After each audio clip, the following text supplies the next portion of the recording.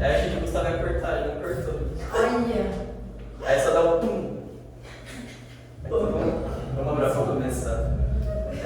Senhor Deus, obrigado pelo dia de hoje, obrigado porque é domingo, Pai, a gente pode se reunir aqui para glorificar o Teu nome, que hoje na aula da BD nós possamos ter as nossas mentes iluminadas, que a gente possa compreender mais de um assunto importante, mas que às vezes é, de certa forma, exagerado, dá muito enfoque, e que a gente possa compreender o que de fato a Sua palavra apresenta sobre anjos e demônios, Senhor, que a gente possa aprender mais a Tua palavra, que veio agora pelo culto também, pela palavra, pelo louvor, pelo momento de comunhão posterior, que a gente possa aproveitar ao máximo o Seu culto e que a gente possa glorificar o Teu nome. Em nome de Jesus, amém. O profeta já profetizou o nosso culto, né? Um momento de comunhão pós-culto.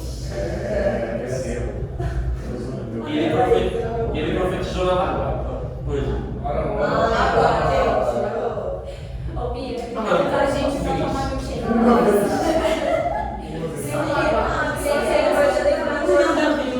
Tem que ser coisa de orçamento, porque o Robert Daniel, uma vez tem tanta grana. Tá bom.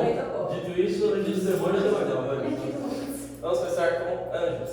Dá uma definição que o Wayne Gruden ele dá, que é bem simples. Ele vai falar que anjos são seres espirituais criados, dotados de juízo moral, de alta inteligência, mas desprovidos de um corpo físico.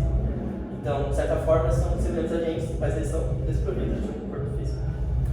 E a gente tem aqui alguns textos falando acerca dos anjos. Então, só tu és o Senhor, fizeste o céu e todo o seu exército. Então, aqui se refere aos anjos. Então, os anjos, tal como a gente, eles são criados. Então, no momento da criação, eles não estavam lá. Era Deus e a palavra que cria tudo, e os anjos eles estão inseridos nisso. Eles não estavam lá no momento da criação. Eu vou falar um pouco mais quando provavelmente eles foram criados. Colossenses 1,16 também falando, então, nele foram criadas todas as coisas, nos céus e na terra, as visíveis e as invisíveis. Então, quando a gente sejam tronos, soberanias ou poderes, autoridades, então, os poderes, os anjos. Então, esse texto também é interessante a gente lembrar que a criação não é também somente o que é visível, mas o que apresenta lá em Gênesis, né, nos 6 dias e no 7º dia descansa. A gente tem que lembrar que existe uma realidade que a gente não consegue enxergar. E essa realidade na qual os anjos e os demônios estão inseridos. Então a gente não pode menosprezar, que em Colossenses ele fala as coisas visíveis e as invisíveis. Então é exatamente para a gente não esquecer que existe essa realidade. Em 2 Pedro 2,4 a gente vai ver que eles estão dotados de fato de algo moral, de um aspecto moral na vida deles. Então Deus não culpou os anjos que pecaram. Então Pedro apresenta que eles pecam. Se eles pecam, eles têm algo moral neles. E aqui alguns desses anjos, nesse aspecto moral, eles falharam. Então em Judas 6 também, né? Judas 1, 6, né? Só tem um capítulo, então Judas 6. Então, eles não conservaram a sua posição de autoridade, mas abandonaram a sua própria morada, eles têm guardado em trevas, vezes concorrentes eternas para o juízo no grande dia. Então, se Deus exerce o juízo sobre eles, eles têm um aspecto moral, e alguns desses falharam. A gente também que os anjos, eles disse aqui, então o aspecto de falar mostra que eles têm um aspecto de inteligência, né, como animal tem a comunicação. Então o animal tem esse aspecto, mas ele não consegue se comunicar com a gente porque ele falta essa inteligência. Os anjos, eles conseguem falar. E esse aspecto do invisível também, que a gente tem lá em Números 22, quando fala da mula de Balaão, né, que então o Senhor abriu os olhos de Balaão e ele viu o anjo. Então, para que a gente consiga ver o que é invisível, Deus tem que permitir. Deus tem que de certa forma, ele tem que nos capacitar para a gente conseguir ver o anjo, porque ele faz parte da criação invisível. Ele tira do culto, né? Ele desonra. Porque às vezes eu tenho, na minha cabeça, eu fico com uma palavra invisível, como alguma coisa assim, tipo, teoricamente que não se pode ver, claro. Mas, por exemplo, sabe aquela coisa bem de filme, a pessoa tá no meio da sala, mas ela tá invisível, mas tipo, ela tá, aquilo é uma característica dela, né? Só que a questão de ser invisível pra nós é praticamente tá oculto pra gente. E a nossa capacidade de ver, né? Não é que, não, na verdade é uma coisa palpável e visível, só não por nós, porque nós estamos as nossas olhos ocultadas. Eu gosto sempre de pensar no aspecto das dimensões. Então, quando a gente tem um ponto, que é uma dimensão, um D, a gente tem uma reta, que é o 2D, a gente tem um quadrado, o 2D é o quadrado, na verdade, o cubo, que é o 3D, e o que a gente tem depois disso? A gente não consegue imaginar o que vem depois disso. Então, mas no 4D, a gente não consegue imaginar o que é, mas tem tipo cientista físico que estuda e fala, existe outras dimensões, mas a gente não consegue raciocinar o que é isso. Então é exatamente isso, Deus tem que capacitar a gente pra gente conseguir ver o que é esse 4D, que a gente nem consegue imaginar o que é. Imagina 5, 6, 7. Exato. Bem interestelar, assim. Exato. E a gente não consegue imaginar isso porque a gente tem que ser capacitado para isso. E dentro dos anjos, a gente tem os outros seres celestiais, então a gente nem sabe se são diferentes tipos de anjo. A gente apresenta, porque a Bíblia não é algo sistemático que apresentou, aqui estão os anjos, aqui estão as coisas. Ele apresenta e de certa forma a gente tem que compreender o que a gente tem, porque tem coisas que tem que ficar no mistério, a gente não vai entender mesmo. Então a gente tem esses outros seres celestiais que a Bíblia apresenta, que normalmente a gente fala que são anjos, os querubins, serafins, mas a gente nem sabe se isso são de fato anjos, mas normalmente a gente enquadra tudo na mesma coisa. Mas a gente entende que são outros seres celestiais que fazem parte da criação. Então a gente tem os querubins, eles são apresentados em Gênesis, em Salmos e Ezequiel. Então eles têm a tarefa de guardar e proteger a entrada do Éden. Então quando o homem peca, Deus coloca querubins ali na entrada para que a gente não consiga voltar, não como fruto da vida, e tenha uma vida eternamente no pecado. Então essa questão de proteger a entrada do Éden da árvore da vida, e também que Deus está entronizado acima deles. A gente vê isso também, que Deus está entronizado sobre os querubins também estão presentes na Arca da Aliança, com 2 querubins acima deles. E é isso que a gente sabe sobre os querubins. Sobre os serafins a gente sabe muito menos, eles só aparecem lá em Isaías 6, 2 a 7, que eles vão ficar adorando o Senhor continuamente, proclamando Santo, Santo, Santo, é o Senhor dos Exércitos. E essa é a única parte que a gente fala sobre serafins. Então, muita coisa, tipo, querubins, serafins, normalmente a gente vai olhar para a cultura, pessoas que tinham diversas coisas, mas tipo, a Bíblia de fato apresenta muita pouca coisa. Então a gente tem que saber separar o que a Bíblia apresenta e o que a cultura nos apresenta. Então aqui serafins, aqui é muita coisa assim nos serafins, mas tipo, são 5 versículos que falam, 2 a 7. 5 não, 7. Não. 6. Mas a gente sabe muita pouca coisa sobre eles. E eles sabem que eles estão lá para adorar a Deus continuamente. E a gente também tem os seres viventes, que é literalmente seres viventes que circundam o trono de Deus. Eles têm uma aparência de leão, boi, homem, águia, que a gente nem consegue compreender também, porque são seres que estão fora da nossa dimensão, a gente nem compreende. E a gente vai ter essa descrição deles em Ezequiel e em Apocalipse. São livros que vão tratar mais dessas coisas que a gente tenta entender, mas é isso. Então, a gente vê que tem seres celestiais, tem os anjos, tem os querubins, os serafins, os seres viventes, mas a gente tem muita pouca informação acerca deles. E é porque a Bíblia não quer mostrar isso. Deus não é obrigado a mostrar isso e a gente tem que lidar com o que a gente tem. E é muito importante, dá para deixar claro que não é importante para a gente. Exatamente, não é para a gente ficar procurando, colocando tanta ênfase, porque são outras criaturas da criação que Deus não quis apresentar tanto para a gente, e é isso. Não tem que ficar criando teorias em cima, coisas, óbvio, uns filmes são muito... É legal, é interessante, tem até a Supernatural, mas tipo, é ficção, não passa nada disso. Será que a tradução dos nomes no início significaria cada um deles? Porque o sufixo é igual, é o mesmo. Então, o prefixo talvez tivesse um significado. O querubim e o serafim. Que diferente. Não sei do hebraico. Essa daqui é tudo do hebraico, então não vou saber disso. Mas, tipo... Vamos atrás. É porque também é a tradução que fizeram do latim e fizeram pro português. Então, às vezes não tem nem a mesma terminação. Ou talvez tenha, não sei. Talvez esse in seja de algo celestial, não sei. Hebraico. Eu e Marcelo não temos isso. Mas se Deus, quando a gente fez, tipo, tem a Arca da Aliança, Deus que mandou colocar os querubins, então teoricamente a gente sabe como é o querubim.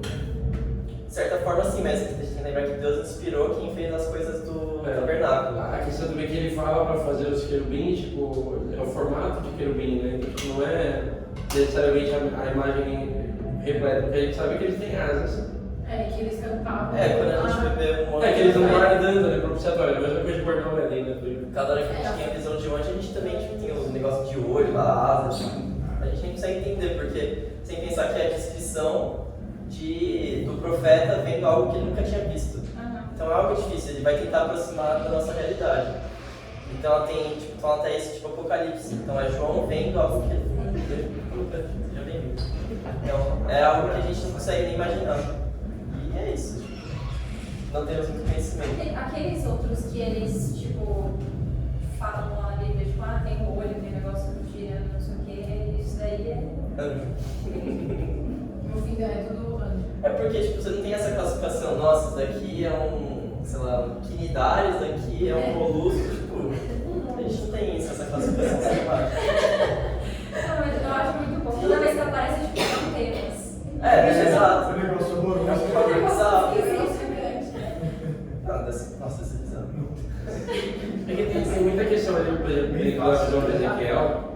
Na visão de Ezequiel tem muita coisa ali, tipo, que na verdade é literalmente, tem que olhar de uma perspectiva profética nesse lugar de que tem coisas que não necessariamente são assim na aparência visível dele. Mas ele tentando explicar o que Ele tenta explicar o que ele está vendo, mas por exemplo, quando ele fala sobre. Eu vi uma vez um cara explicando sobre isso, fizeram uns desenhos lá, tentando mostrar em desenho, em imagem, como que eram os anjos da visão dele. colocando AI agora. Então, e aí um cara falou que não pode ser aquilo, porque, por exemplo, a figura cheia de olhos em vários lugares tem muito mais a ver com onisciência, necessariamente a pessoa de ser alguma referência de que estava podendo ver todas as coisas, do que necessariamente que ele tenha todos aqueles olhos, entendeu? Tipo, é muito complexo. Mas a tarefa de Ezequiel também, coitado. Então, mas Keru significa aquele que abençoa ou aquele que está próximo de Deus. Keru em hebraico. Aquele que abençoa ou aquele que está próximo de Deus. Será que tem a ver com Deus, então? O sufixo? Acho que não. Não, Porque querubins, né? E o serafins? É que isso também é muita coisa tipo do pensamento tipo, que a gente tem da nossa língua, que é tipo, Será gerar significa isso, essas coisas, na verdade, às vezes essas línguas nem têm isso. Porque a terminação muitas vezes, numa língua flexível que nem o hebraico e o grego, é para demonstrar se é sujeito. Para demonstrar se onde. Então não é algo tipo girassol, que afinal é sol e gira, não necessariamente é isso. Seraf é ardente e abrasador. Tudo alemão, né? Que vai juntando palavras assim, forma um Tipo Schumacher, fazedor de sapatos. É verdade. Não, tô ligado. É isso. Então a gente não tem muitas informações acerca de anjos, de querubins, serafins e dos seres viventes. A gente tem poucos versículos, poucas coisas, e não é pra gente tentar muito entender porque seria um pouco não é tão importante. A gente tem mais detalhes também, então os anjos, muitas vezes eles são chamados de filhos de Deus, santos, espíritos sentindo os tronos, denominações, principados e poderes. E a Bíblia também ela demonstra que há uma hierarquia entre os anjos, então a gente tem o arcanjo Miguel, agora de fato esse prefixo ele demonstra que Miguel é superior aos outros anjos. Então, mas aí a questão há outros arcanjos? Não sabemos, porque só 2 anjos são nomeados na Bíblia, Miguel e Gabriel.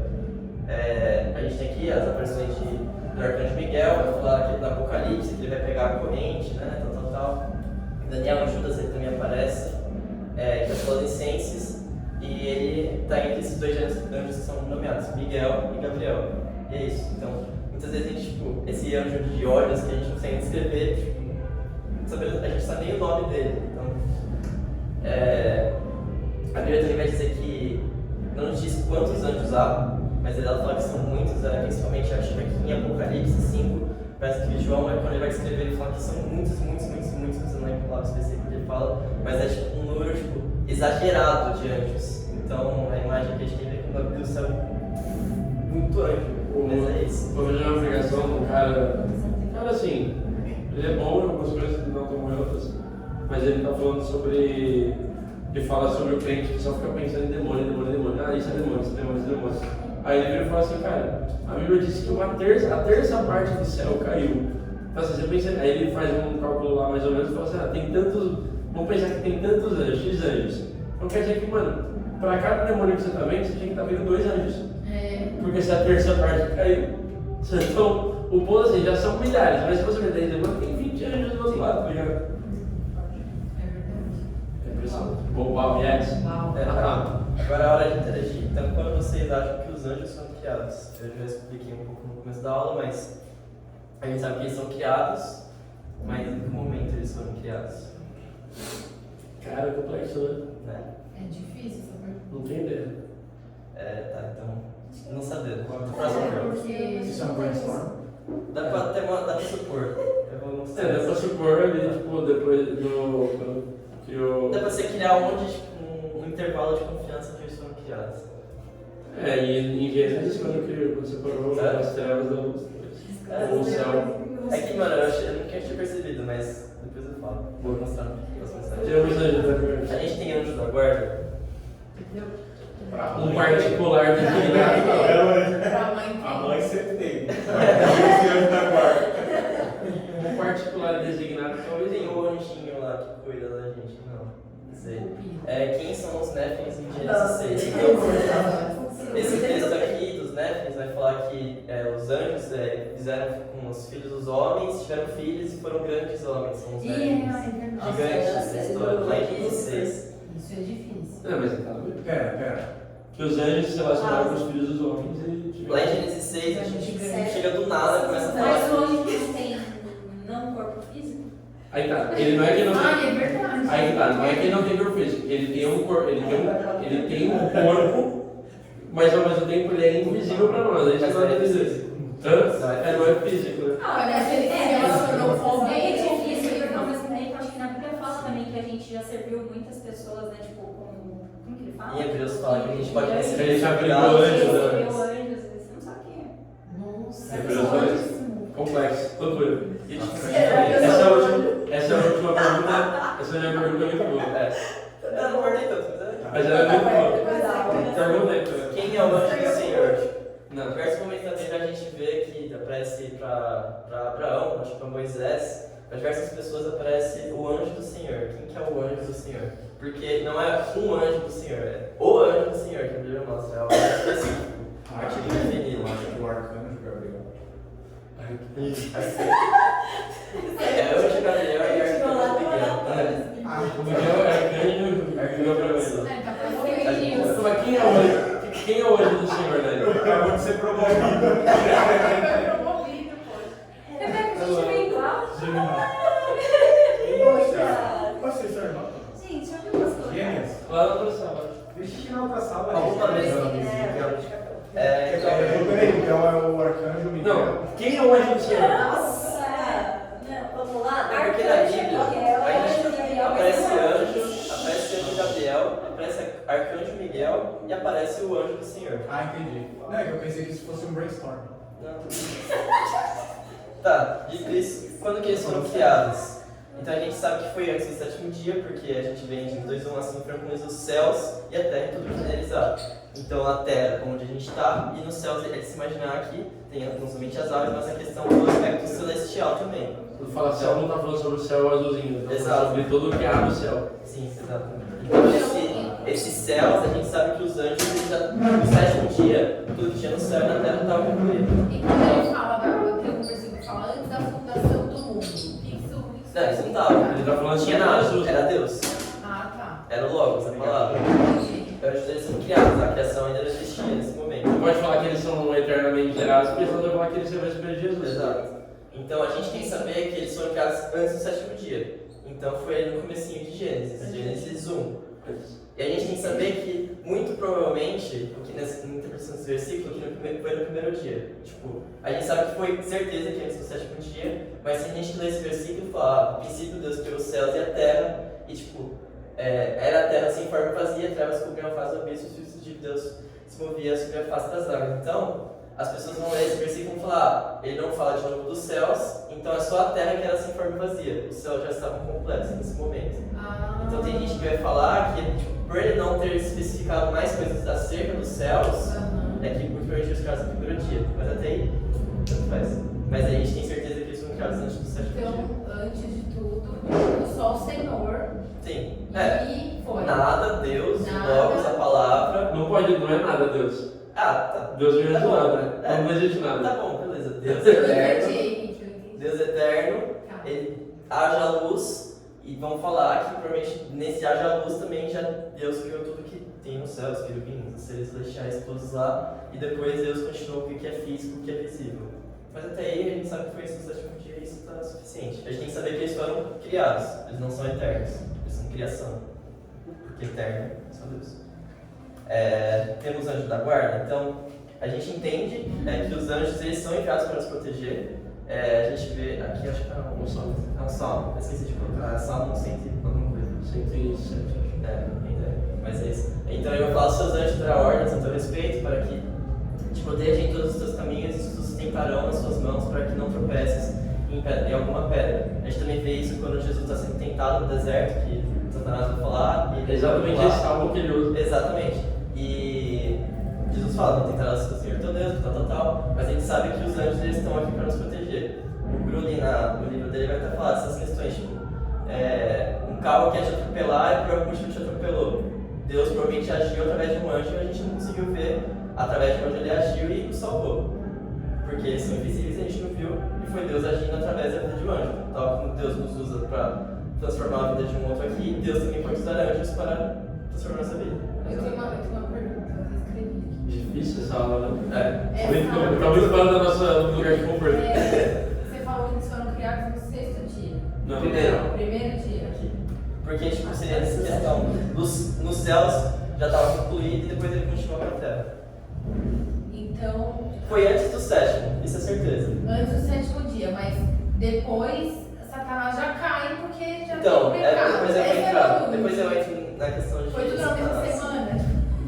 Satanás tá no meio da aula também. Na mesma semana ele caiu. A questão é, tipo, os dias aqui são dias literais, são anos e anos, porque a questão do tempo é Deus simplificando pra gente.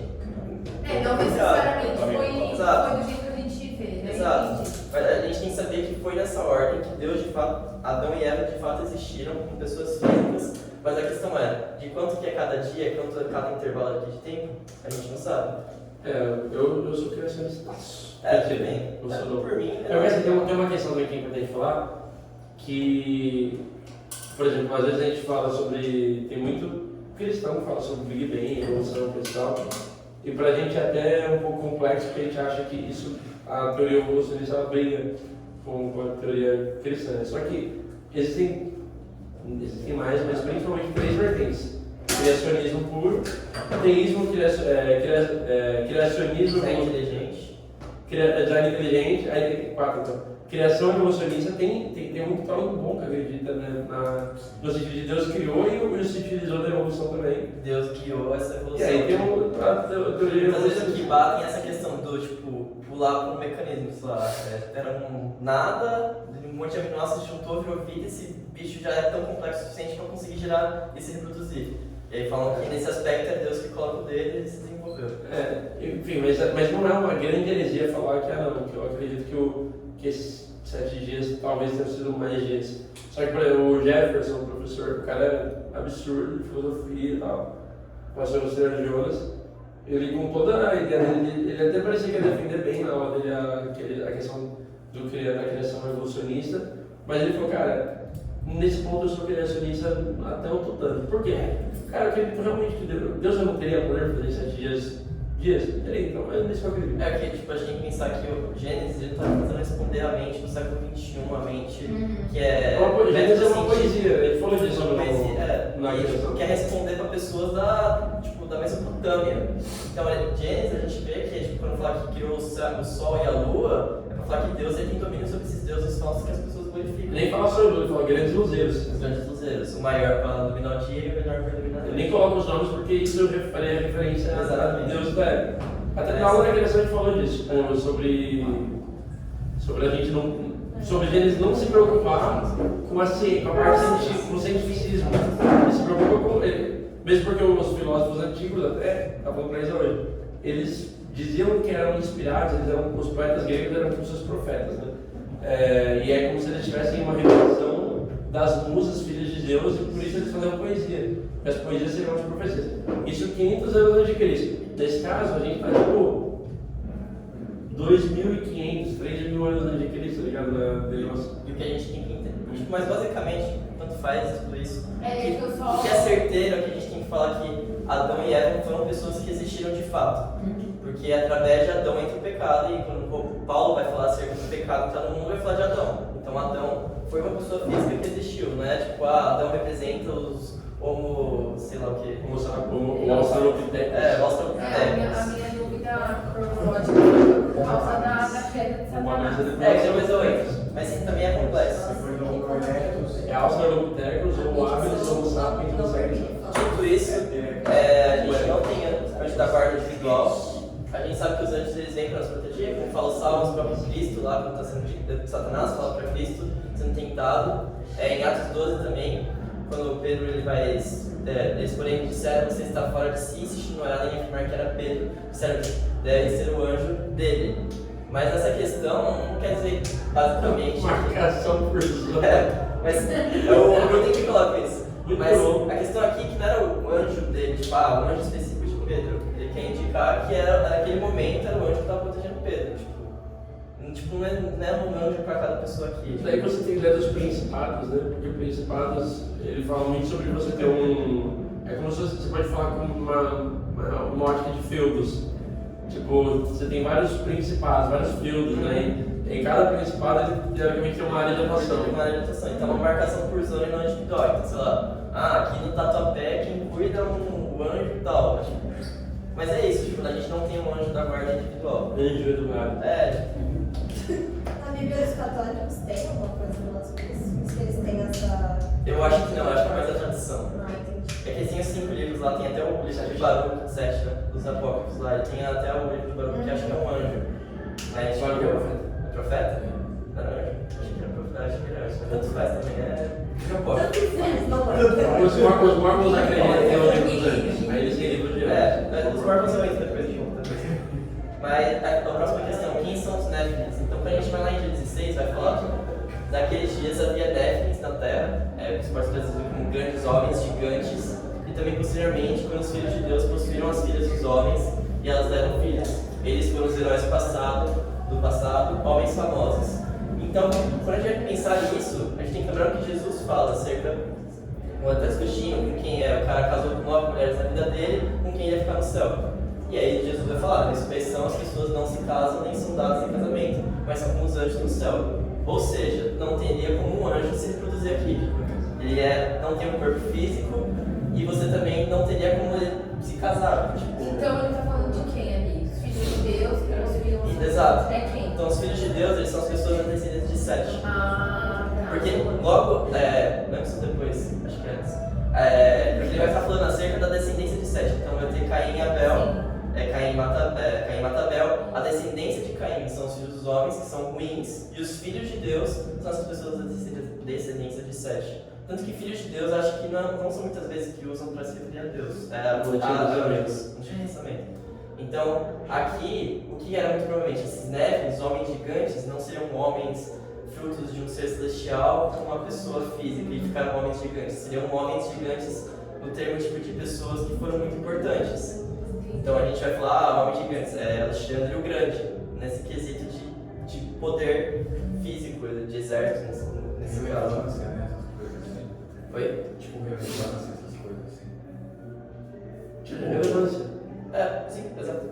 Autoridade. E é isso, então Néfilins não eram homens, Golias, que eram gigantescos, eram pessoas que tinham elefantias, muito provavelmente.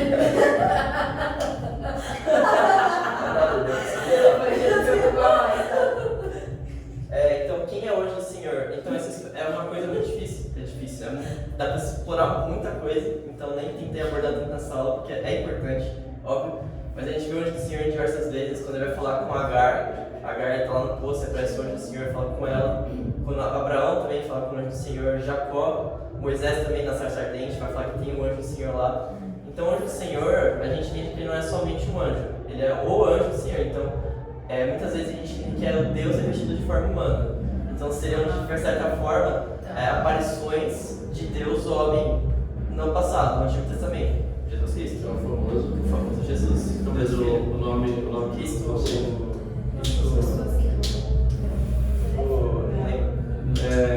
Teofania. Então são cristofanias no Antigo Testamento, não são imagens de Cristo no Antigo Testamento. Então, só para que Cristo tivesse aparecido. Exato, então a gente tem momentos em que, sei lá, Jacó lutou com um anjo do Senhor, que era o próprio Deus lá que Jacó lutou com Deus. Então, provavelmente eles só não com Jesus. É legal, por exemplo, quando Paulo, ele tava, acho que é Paulo, eu não sei, que fala que uma rocha acompanhava e dava água para o povo no deserto. E aí é Paulo. Aí ele fala, essa rocha é Cristo. Exato. Tipo, até a rocha ali era uma cristofania. Tipo, a nuvem, o Deus que acompanhava, o anjo do Senhor que ia à frente do exército, é o próprio Cristo, é a presença física do próprio Cristo. Então, sei lá, o quarto homem na fornalha também, fala que é esse anjo do Senhor, o próprio Cristo. É o próprio Jesus Cristo. O próprio Jesus Cristo lá com eles. E é isso.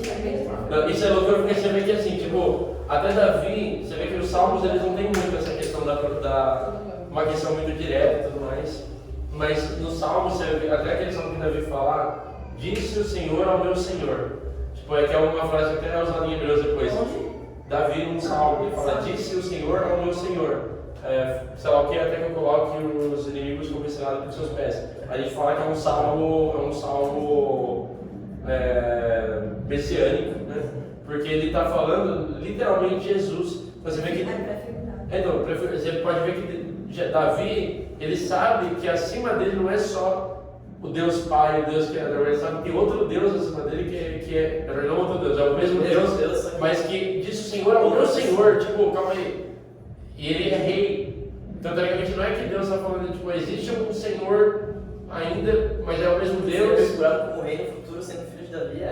Então, tipo, e ainda falando, até que eu coloque os inimigos por estrada nos seus pés, né? Tipo, que é o Paulo, depois ele vai usar o mesmo salmo para falar sobre Jesus Cristo. Então você vê que tem várias coisas que são prefiguradas, que alguns caras do Antigo Testamento já tem essa noção. Você vê, tipo, até quando Jacó ele luta com Deus, Israel significa lutou contra Deus e prevaleceu. Tipo, aí você fala, quer dizer que Jacó venceu? Não venceu, porque Deus ele dá um tapinha na coxa. O ponto é que Deus, em figura humana, lutou com Jacó. Jacó ele não queria perder de nenhum, mas Deus poupou a vida de Jacó. Por isso que ele prevaleceu, ele saiu de lá vivo. Né? Mas por quê? Porque quem que vai lutar com Deus e vai prevalecer? Jacó saiu na mão com Jesus Cristo. Ele chama de Cristo.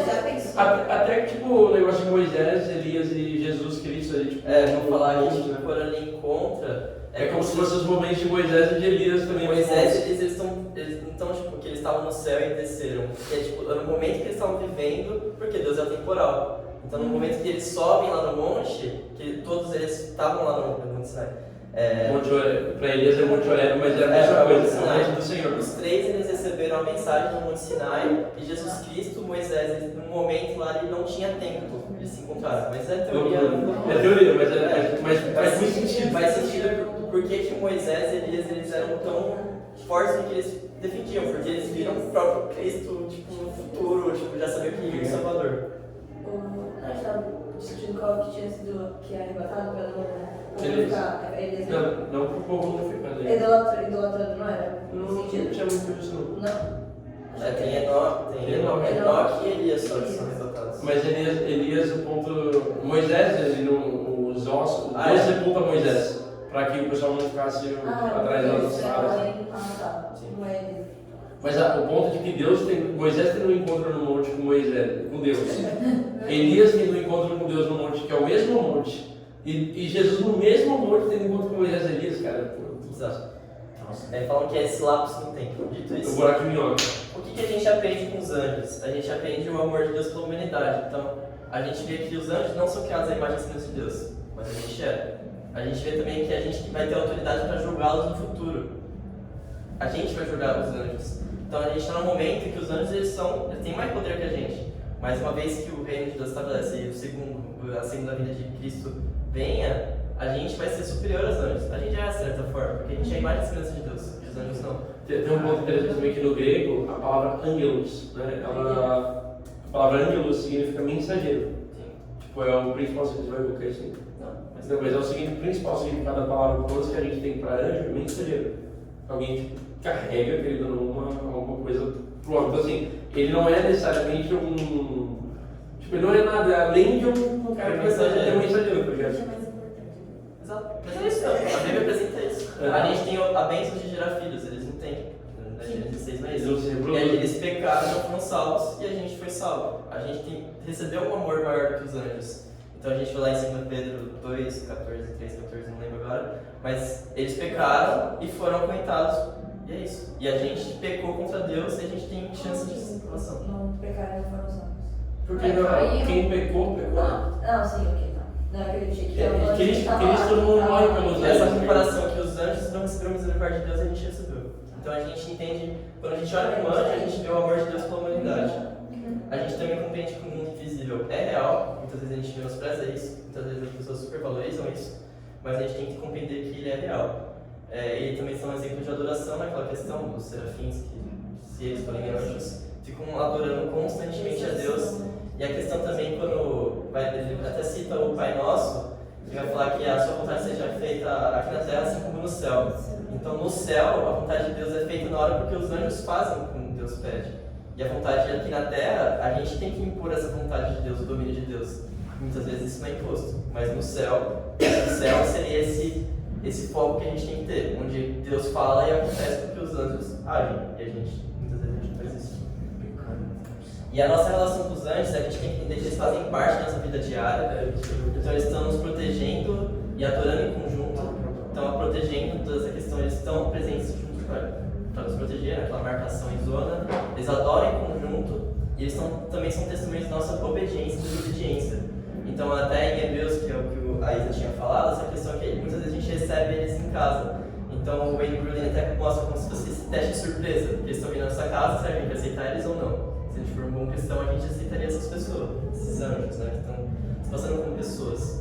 E ele até fala essa questão de que muitas vezes a gente se sente sozinho, a gente sabe que Deus está com a gente, mas a gente esquece também que muitas vezes tem um anjo próximo da gente, vendo que a gente está sofrendo e que a gente está obedecendo a Deus. Então nessa questão da adoração conjunta, dessa proteção, a gente tem que entender que os anjos eles fazem parte do nosso dia a dia. Fazem parte do reino também. Fazem parte do reino. Tem gente que fala que às vezes uma pessoa falou com ela e sumiu, tipo, trouxe umas palavras, né, e nunca mais. É nessa questão de Hebreus mesmo, tipo, é um convidado de Deus.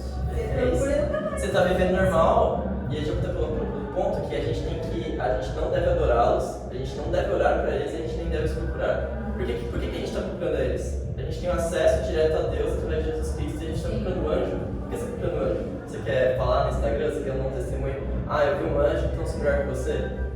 Nesse ponto que a gente não deve procurar os anjos. E a própria Bíblia não coloca muito diante para a gente não tentar adorar anjos. E também não aceitar doutrinas de anjos. Então, porque muitas vezes eles podem estar mentindo, aqui, como no caso de Reis, ou em Gálatas, que Paulo vai falar, até que mesmo que um anjo venha, que isso seja mentira. Não é para a gente é maldito, a gente não aceitar o que vem, porque também você vai ver também na parte dos demônios, que eles vêm para nos enganar. Então, quando Joseph Smith, que é dos Mormons, vai falar que ele recebe a mensagem do anjo, sei lá o que, não lembro o nome esquisito, é pra gente considerar aquilo anátema, porque a gente vê até em João fechando o Apocalipse, amém, não é para adicionar mais nada, porque o que era para ser revelado, já foi revelado. Mas isso não quer dizer que os anjos possam trazer mensagens pra gente, mas são questões que não mexem com a doutrina e que são coisas muito particulares. Tem que sempre olhar a luz da revelação em Cristo. Exato. Então, acho que tem que tomar muito cuidado com as revelações, né? Exato. Muito direcionado, porque às vezes você vai nas igrejas, toda vez tem uma revelação. Acho que entra um pouco nisso também. Meu pai fala muito isso, tipo, cara, toma cuidado, você tem que observar e tal. É até por isso que a gente, como protestantes, a gente defende tanto o solo da escritura. Porque chega um apóstolo aí da vida e fala, não, porque Deus falou tal coisa pra mim, Ellen White, Joseph Smith. Mas, tipo, como que eu sei que isso é verdade? Através das escrituras que foram reveladas para os apóstolos 2 anos atrás. Cara, eu vi uma coisa na sexta-feira que foi uma loucura, assim. Que uma pessoa veio falar pra mim, tipo, você é aquele da predestinação, essas coisas.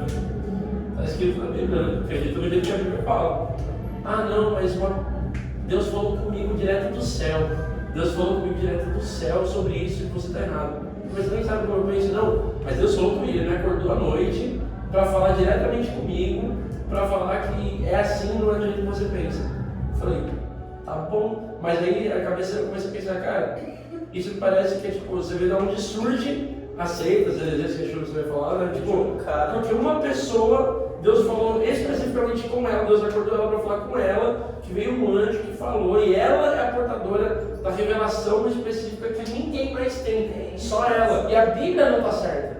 A interpretação de 2000 anos de igreja sobre a Bíblia não está certa, é a pessoa. Porque ele falou para a sociedade inteira. Exato, cara, isso é loucura.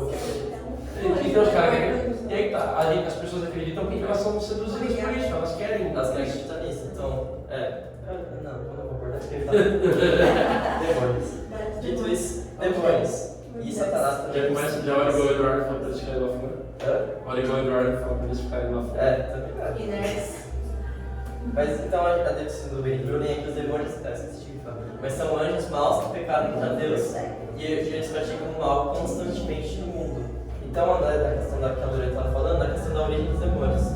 Então, quando Deus vai falar em Gênesis 1, ele vai falar que tudo que tinha sido criado era bom. Mas, em Gênesis 3, aparece Satanás. Então, provavelmente eles caíram em Gênesis 1, então, que Deus falou que tudo que estava criado estava bom, era bom, perfeito. E em Gênesis 3 aparece a serpente, que é Satanás.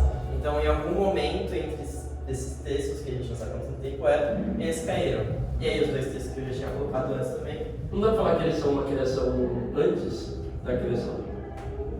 Não, porque eu vou explicar já.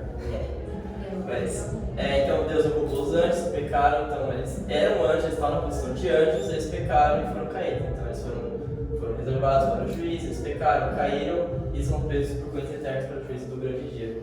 E a gente aparece, tem um grande texto que a gente vai falar da cultura, Lúcifer. Isso é importantíssimo. Então Lúcifer, antes de a gente ler o texto de Isaías 14, 12 a 15, que vai falar acerca de Lúcifer, qual é a citação mesmo? Príncipe da luz? Cheio de luz. Cheio de luz. A gente tem que entender que dentro da Bíblia, do Antigo Testamento, a gente tem muito desse uso dos relatos históricos para falar sobre acontecimentos celestiais. Então, até mesmo Jesus, quando vai falar da queda do templo, ele está falando da queda do templo, que vai acontecer nos anos 70, sei lá o que, depois de Cristo, e a gente também vai estar falando sobre o final dos tempos.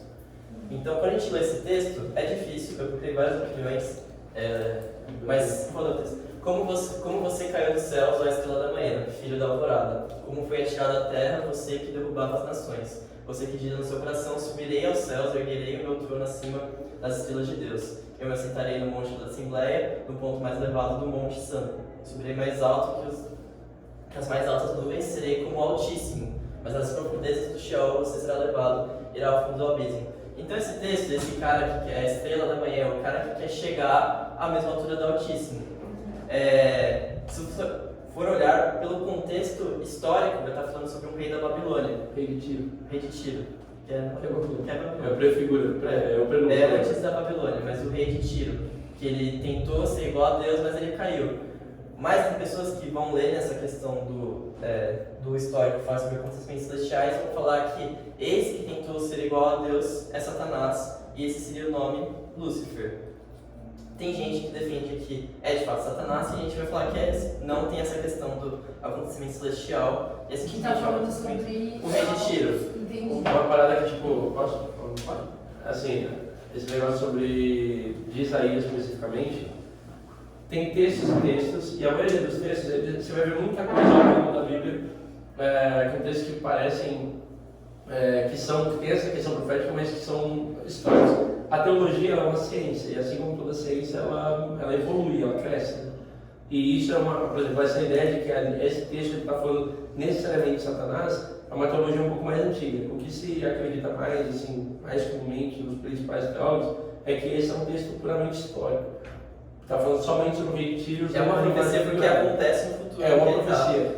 Mas aí tá, porque assim, é um texto histórico que fala sobre alguma coisa que aconteceu na frente, mas dificilmente os textos históricos eles vão falar de alguma coisa, a gente não tem registro de textos históricos que falam de coisas que foram no passado. Então, quando ele fala do rei de Tiro, ele está falando necessariamente sobre isso, e aí tem um ponto importantíssimo, que é o nome Lúcifer, porque a gente cresce e vive a vida como se Lúcifer fosse o nome de Satanás, e não é, ele não tem esse nome. Tipo, Lúcifer, na verdade, é a palavra, onde está o cheio? Estrela da manhã. Quando o Erasmo vai traduzir, fazer a Vulgata Latina, a palavra cheio de luz é a palavra Lúcifer.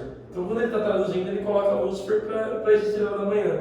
Então, teoricamente, Lúcifer é só uma tradução para cheio de luz. Não é necessariamente nome. Você vê que em nenhum momento mesmo, porque Deus não se preocupa, a Bíblia não se preocupa que a gente veja algo sobre anjos ou algo sobre demônios. Ela não fala muito sobre essas coisas. Mas o ponto é tipo, porque Deus não está se importando em você saber muita coisa sobre como foi o pecado de Satanás, quem foi, porque ele nem está nem aí, ele não vai dar muita ênfase para essa questão, porque não é uma coisa importante. O que você precisa fazer é adorar o nome dele, ponto, não ficar querendo saber dos outros.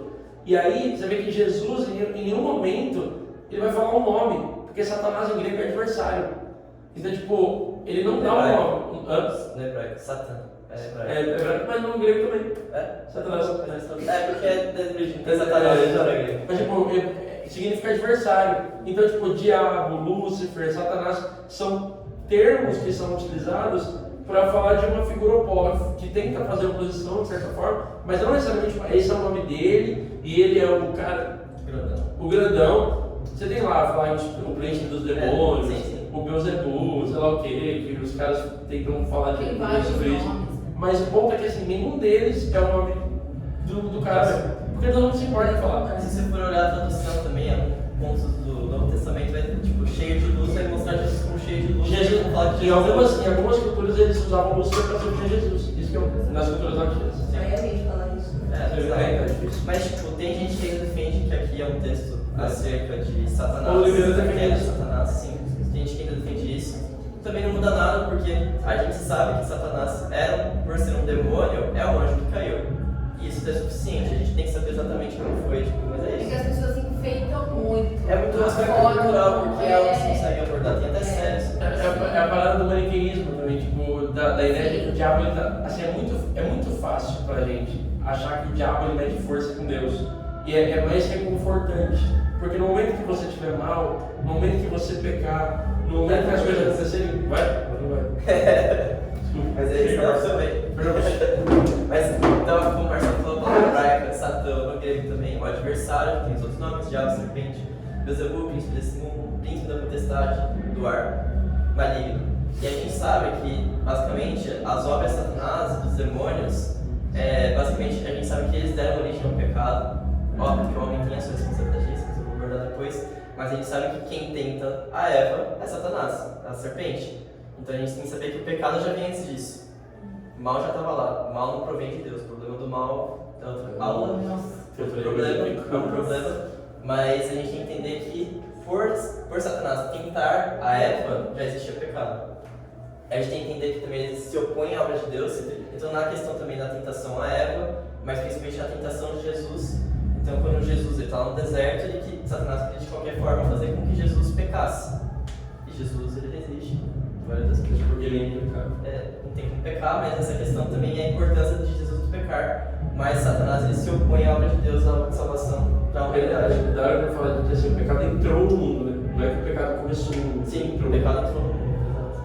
E aí então a gente tem que entender que a obra deles é a autodestruição, cegam, nos tentam, eles culpam, geram dúvida e medo, confusão, orgulho e inveja. Então tudo que a gente tem de ruim é muito provavelmente. Não, nem tudo que a gente tem de ruim, que eu vou falar depois. A gente tem que entender que eles fazem de tudo para se opor ao plano de Deus. Então a gente vê aqui aquele que pratica o pecado do diabo, porque o diabo foi pecando desde o princípio não antes da criação, mas o princípio a partir do momento que foi a criação. Para isso o Filho de Deus se manifestou para destruir as obras do diabo. Depois de jejuar 40 dias, que não esteve de fome, o tentador, quem tenta aqui, Satanás tenta Jesus Cristo. A gente tem que entender que eles são limitados em poder. Então a gente vê lá em Jó que Satanás só age se Deus permitir. Então ele não vai fazer o que ele queria com a vida de Jó se Deus não permitisse. A gente tem que entender que eles são mantidos em correntes eternas, como vai falar em Judas 6. Isso não quer dizer que eles são limitados em poder, mas não quer dizer que eles não conseguem agir nas nossas vidas. A gente tem que entender que a gente pode existir a partir da autoridade de Jesus Cristo. A gente vai ver isso em Tiago também, os discípulos fazendo milagres, expelindo demônios das pessoas, porque através da autoridade de Jesus Cristo a gente tem poder sobre eles. A gente tem que entender que o poder deles é limitado, de novo. Mas, oxe, repetiu. Aqui, mas era essa parte aqui, ó. Era essa parte aqui. Eles não podem ver o futuro ou ler as nossas mentes. Aqui tem diversas partes que vão falar que o futuro e a questão de conhecer os nossos pensamentos cabem somente a Deus. Então a gente pensa, como que tinha lá a profetisa lá que era também endemoniada. A gente tem que entender que eles são seres invisíveis, então eles conseguem nos observar e entender o que está acontecendo. Então se você está observando o que está acontecendo ao redor, eles conseguem manipular as coisas também. De certa forma eles controlam o que vai acontecer no futuro, mas eles não sabem o que vai acontecer. A gente não vê, eles conseguem controlar. É por isso da astúcia, que às vezes dá a entender que parece que eles são porque eles sabem o que a gente está pensando. Sim, mas eles são observando. Porque alguém já também. É aquele do livro do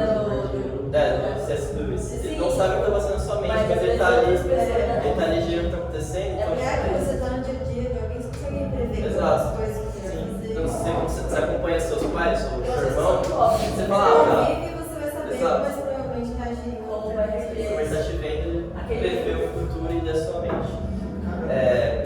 E a gente vai olhar. Vigia, tá? Vigia, não. Não, continua com isso. Vigia. Mas por quê? É porque tipo assim, o que acontece? Compramos.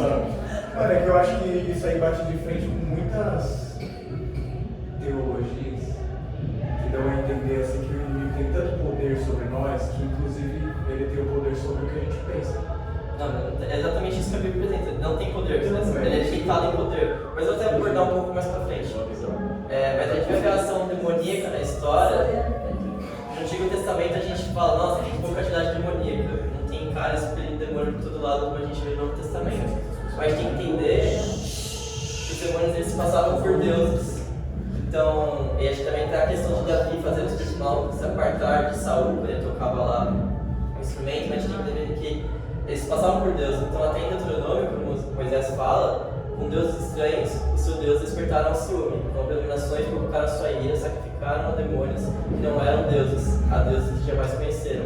Então, eles sacrificaram a demônios. Então, que eram práticas do passado, essas questões de rituais sensuais, de se autoflagelar, de sacrificar o próprio filho, como esse é o caso, eram muito provavelmente demônios, eram demônios que se fingiam de Deus, porque eles têm certo poder, e as pessoas adoravam esses demônios. Então, eles não necessariamente precisavam, essa atividade demoníaca que precisava exorcizar, porque eles estavam lá já, eram falsos deuses do passado.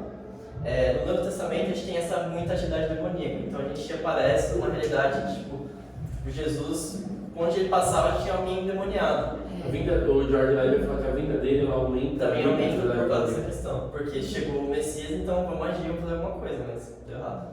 Que Jesus está falando.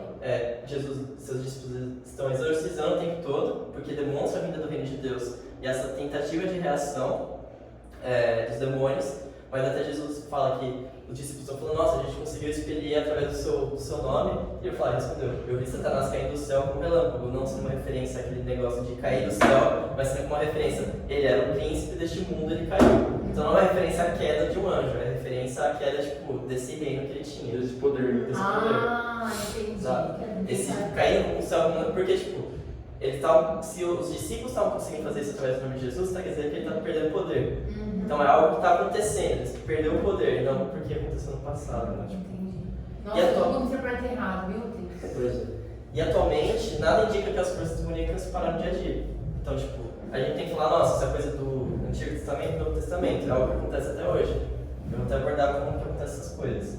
Mas primeiro, a gente tem que entender que o homem tem responsabilidades. A gente viu que os demônios, eles tentou a Eva, então eles pecaram antes, mas a gente tem que entender que o pecado em parte vem dos demônios, mas não totalmente. A Bíblia, a todo momento, ela não fala essas práticas de batalha espiritual em estratégico também, mas essa questão da responsabilidade é que Paulo vai falar, se vai lidar com a inveja, com o seu ego. Ele vai falar, nossa, saia o demônio da inveja. Ele vai falar para você se tratar.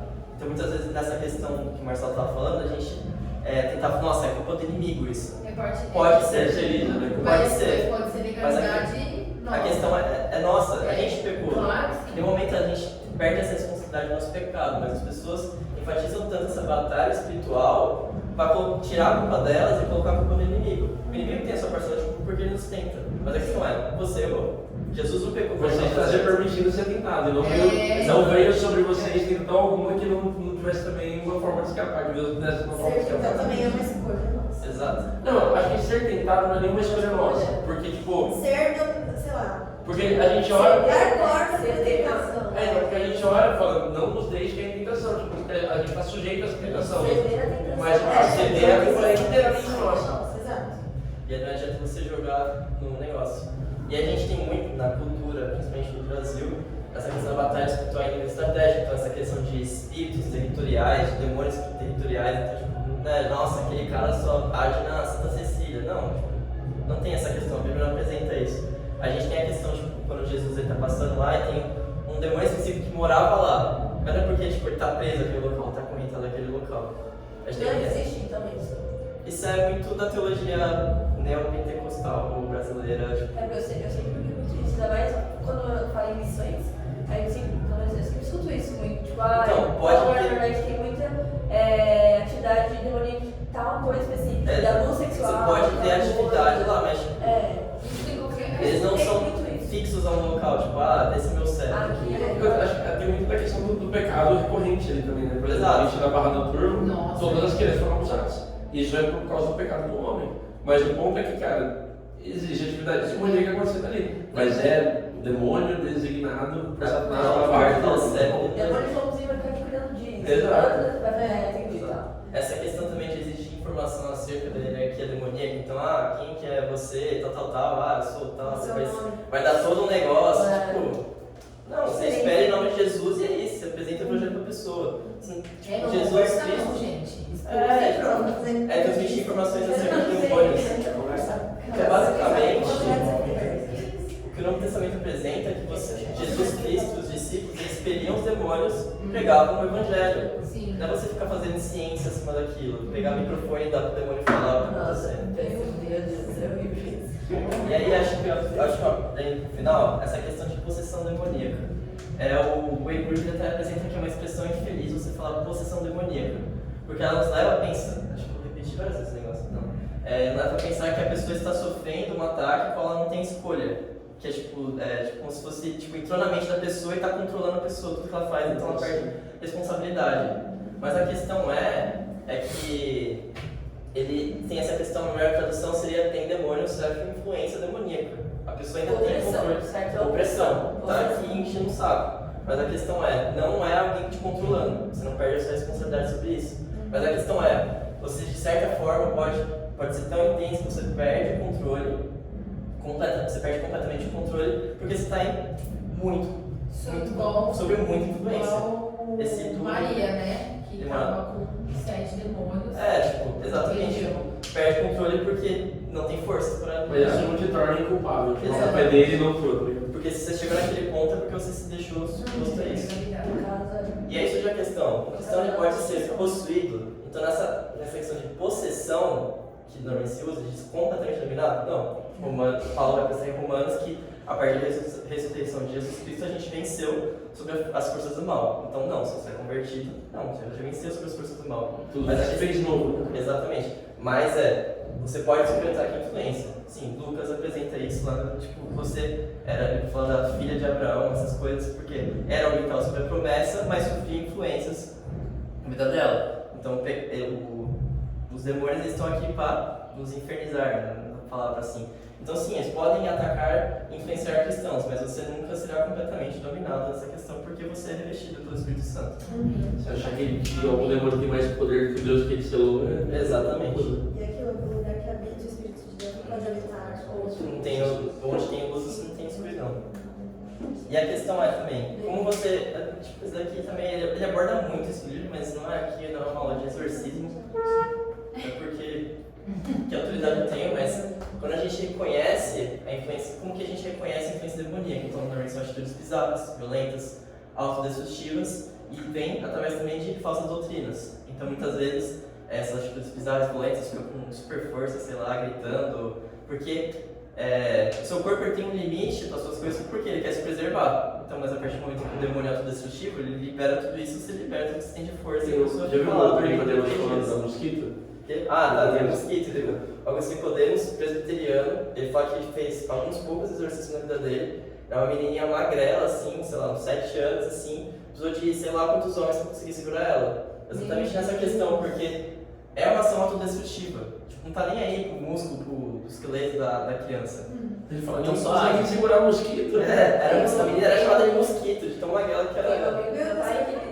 Eu lembro muito, quando sempre eu falo dessas coisas de demoníaco, eu sempre lembro dele que meu pai sempre contava que ele tinha muito problema com, assim, ele tinha, diversas vezes ele tinha uns episódios meio doidos, assim, de demoníaco mesmo, tá, sei lá, possuído, assim, demoniado.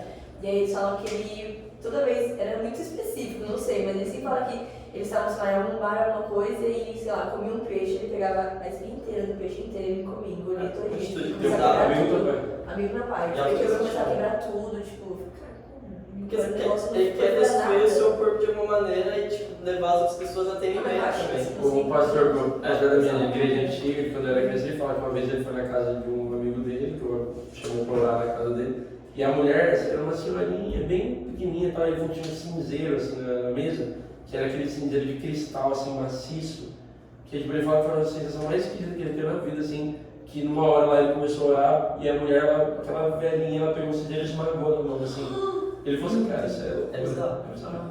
Mas essa questão é bizarro, é algo que a gente não está acostumado. Então, não necessariamente você precisa ser alguém maduro na fé, que nem Paulo vai apresentar, que você tenha esse reconhecimento de uma sensação.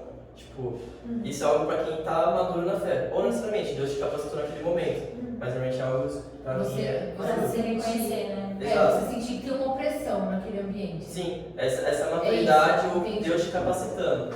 Mas normalmente você, muitas vezes é claro, não acontece exatamente por causa disso. E na questão de falsa doutrina também. Então muitas vezes ele vem, como é o pai da mentira, os demônios eles vêm para nos confundir, e vai vir muitas vezes com falsa doutrina. Então, sei lá, Joseph Smith, quem é o professor Joseph Smith? Será que foi um anjo do Senhor ou foi o cara dos Mormons, exato, que eles uma relação nova de anjos. Será que foi o anjo do Senhor que veio para ele? Não, nem que o anjo do céu. Será que apareceu para Allan Kardec? É exatamente esse tipo de questão. Tipo, porque pros espíritos eles falam, né, que tipo, que eles não acreditam em anjos e demônios, eles acreditam em espíritos de luz e espíritos enganadores, é quase a mesma coisa. Tipo, mas são todos espíritos. Então assim, tem os espíritos que eles são espíritos infantis, que eles estão ali só para brincar. Essa é a ideia, tipo, zombeteiros, Até tipo, teve uma vez que minha família toda do bando espiritual, e o meu primo ele falou que tipo, ele recebeu o espírito de um primo meu que morreu, falou com ele, coisa e tal, deu algumas dicas, faz isso e aquilo. Você vai ver a vida desse meu primo, tudo que ele fez exatamente como o espírito tinha mandado ele fazer. O casamento dele acabou, os filhos dele, tipo, tem 2 filhos que não falam com ele, o cara perdeu tudo, você vê que a vida dele tá uma desgraça, e aí depois que você vai perguntar isso, você fala, cara, foi um espírito que falou isso, um espírito de luz. Ele se apresentou como um espírito de luz, mas era um espírito enganador. Às vezes ele pode apresentar isso. Você ainda tá nessa parada, irmão? Acorda, velho. Às vezes ele pode apresentar e a sua vida dá certo, mas quando você achar que deu certo, você fica cego. Então, tipo. É como o momento que tá chegando. Acho que é esse complexo. Muito complexo, mas é isso. A gente tem que entender que a gente não se foi dado a autoridade para arrepender os demônios, isso em Lucas, Atos principalmente, né? Lucas e Atos falam muito disso. Então, a autoridade não é do nosso poder, mas a autoridade do que foi feito na cruz, da vitória sobre a morte. E a gente tem que ter cuidado e maturidade com cada situação. Então, a mesma coisa, tipo, você vai excluir o demônio e não vai evangelizar essa pessoa, você só vai piorar a situação dela. Então, você ter maturidade para agir em cada situação e procurar sempre alguém maduro nessa situação.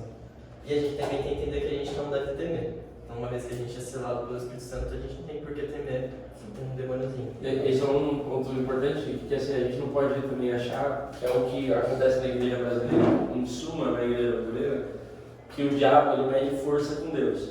Tipo, porque a ideia da batalha espiritual é que há uma batalha, inclusive eu já ouvi isso da boca de algumas pessoas, falando que se a gente não ora, a batalha será perdida.